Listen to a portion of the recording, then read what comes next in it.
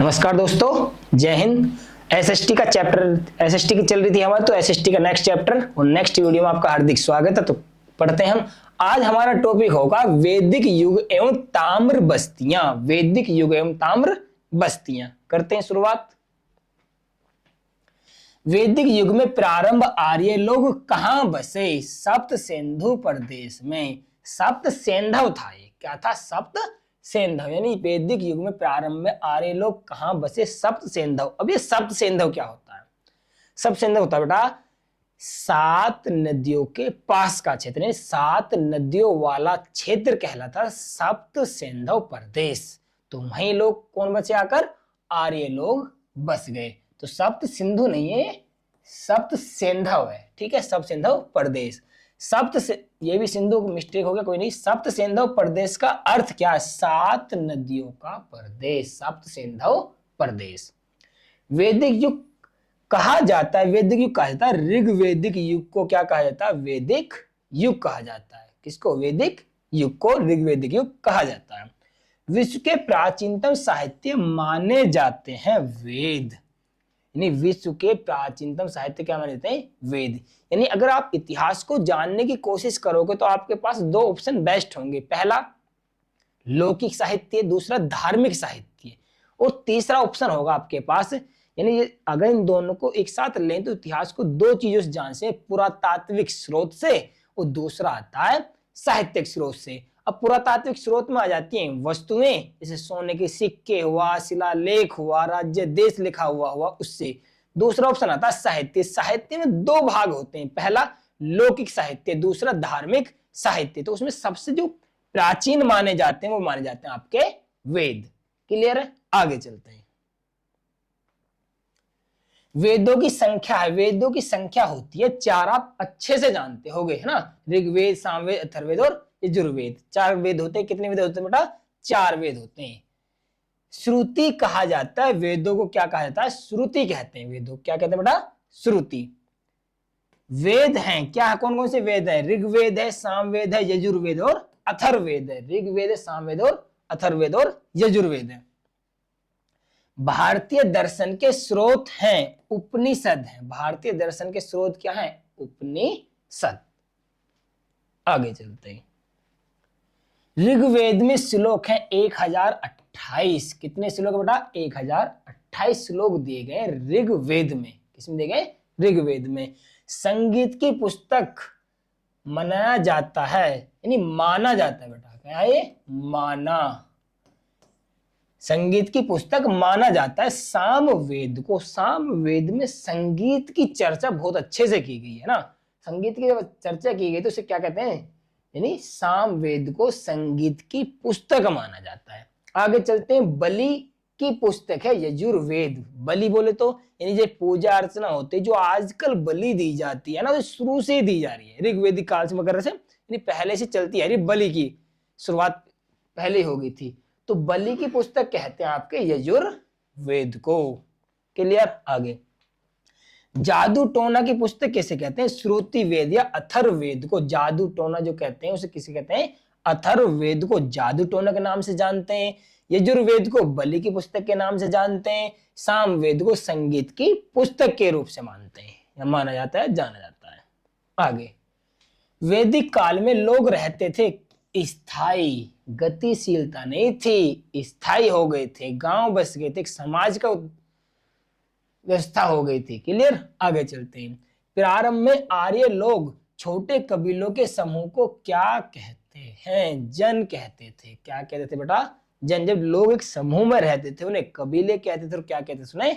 जन। अनेक परिवारों को मिलाकर बनता था कुनबा। आज भी बोलते हैं कुनबा। उसे क्या कहते थे? विश।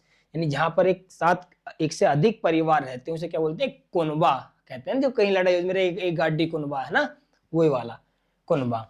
विषों को मिलाकर, विषो बोले तो परिवारों को, कुनबाओं को मिलाकर, कुनबा को मिलाकर क्या बनता था? जन बनता था। कुनबा को मिलाकर क्या बनता था? जन। जन की सबसे छोटी इकाई क्या होती थी? गांव। सबसे छोटी इकाई क्या होती थी बेटा? जन की गांव। और जन किससे मिलकर बना था? कुनबा से मिलकर बना था। कुनबा से मिलकर गांव बन गया। जन बन गया। गांव का मुखिया क्या कहलाता था? ग्रामीणी। ग्रामणी किसे कहते थे बेटा? गांव के मुखिया को ग्रामणी कहा जाता था।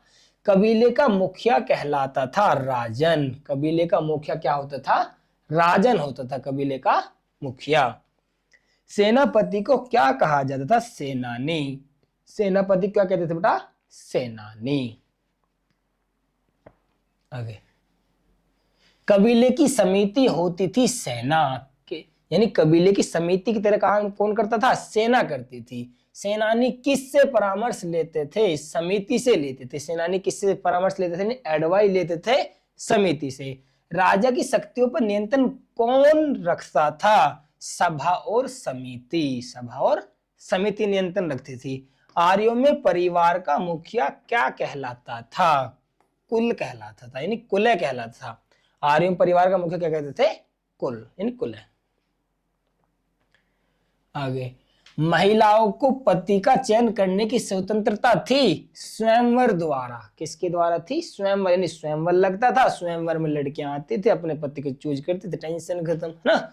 तो स्वयंवर द्वारा स्वतंत्रता थी। आर्य काल में विख्यात स्त्रियां कौन सी? अपाला और घोषा। अपाला और घोषा ये दो स्त्रियां फेमस हैं।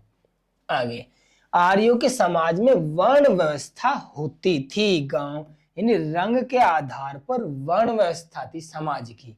क्लियर। आगे, गोर वर्ण यानी गोरे वर्ण के लोगों को कहते थे आर्य। क्या कहते थे? गोरे रंग वालों क्या कहते थे?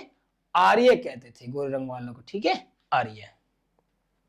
आगे, काले वर्ण के लोगों को क्या कहा जाता था? दस्यु कहा जाता था। जो काले रंग के लोग होते थे बेचारों क्या कहते थे? दस्यु। आगे, गुलामों को क्या कहा जाता था? दस्यु, यानी दस्यु गुलाम यानी काले वर्ण वाले लोग। ऋग्वेदिक आर्य पूजा नहीं करते थे, मूर्तियों की पूजा नहीं करते थे।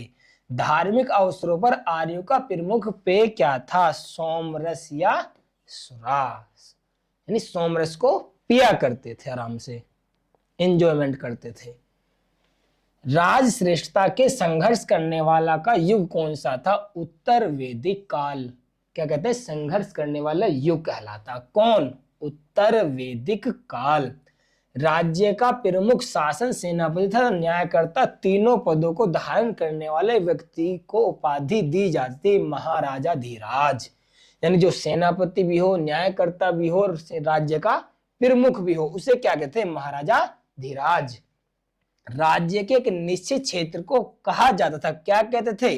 राष्ट्र। राज्य के एक निश्चित क्षेत्र को राष्ट्र के नाम से जाना जाता था। जैसे हमने जन पढ़ा भी, कुल पढ़ा भी, है ना, कुनबा पढ़ा है। क्लियर। आगे चलते हैं। बलि के स्थान पर कौन सा नियमित कर लिया जाने लगा? शुल्क लिया जाने लगा। कली जो बलि दी जाती थी उस पर भी क्या लगा दिया? टैक्स। आगे, धर्मशास्त्रों के अनुसार मनुष्य के कितने आश्रम थे? 4 थे। कितने थे? 4, यानी 25-25 साल मान ले सभी को। यह माना गया कि एक आदमी नॉर्मली 100 साल जीता तो 100 साल के 4 भाग किए गए, 25-25-25। 25 में ब्रह्मचर्य रहेगा, फिर अपना पारिवारिक रिश्ते में रहेगा, उसके बाद में फिर ब्रह्म अपना वनवास को निकलेगा, फिर लास्ट में सन्यासी बन जाएगा। तो 25-25-25। मनुष्य के आश्रम को कौन कौन से थे? मनुष्य के आश्रम कौन कौन से थे? ब्रह्मचर्य था शुरू के 25 साल, गृहस्थ था 25 साल, वानप्रस्थ यानी आराम से घर छोड़ने की कोशिश करेगा जिम्मेदारी से मुक्त होकर, और लास्ट में सन्यासी जीवन जिएगा 25 साल।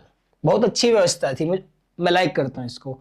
एक महान विदुषी थी। कौन थी एक महान विदुषी? गार्गी। कौन थी?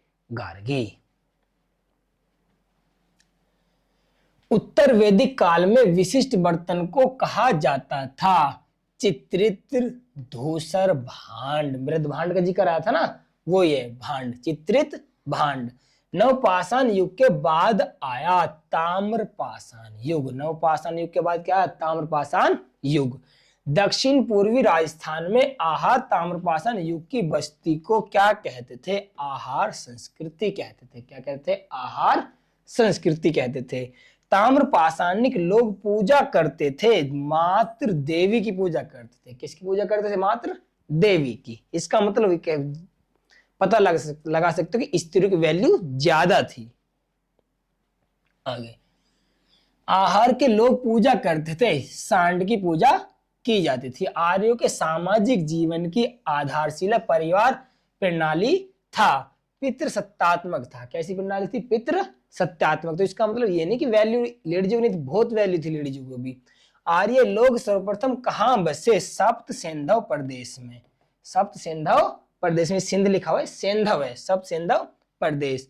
आर्य लोग ने सप्त सिंधव प्रदेश को क्या नाम दिया? ब्रह्मवर्त। क्या नाम दिया था? ब्रह्मवर्त। किसको? सप्त सिंधव प्रदेश, यानी 7 नदियों के का प्रदेश, यानी 7 नदियों वाला प्रदेश, सप्त सिंधव प्रदेश। आगे चलते हैं। गाय के स्थान पर सिक्कों का प्रचलन हुआ, निष्क, सातमान और कृष्णामान। आहार टीले का विस्तार था 1500 गुना 800 फीट। लंबाई गुना चौड़ाई लगा सकते हैं। तो ये अपना चैनल, दूसरा चैनल चल रहा फौजी वाला सेंटर। तो ये चैप्टर भी कंप्लीट हो, आशा करता हूँ क्वेश्चनों के हिसाब से। पहले आप क्वेश्चन याद करो लोग ना, फिर आपको डिस्क्रिप्शन में ले जाएंगे। ठीक है, तो दोस्तों नमस्कार, जय हिंद, मिलते हैं नेक्स्ट वीडियो में।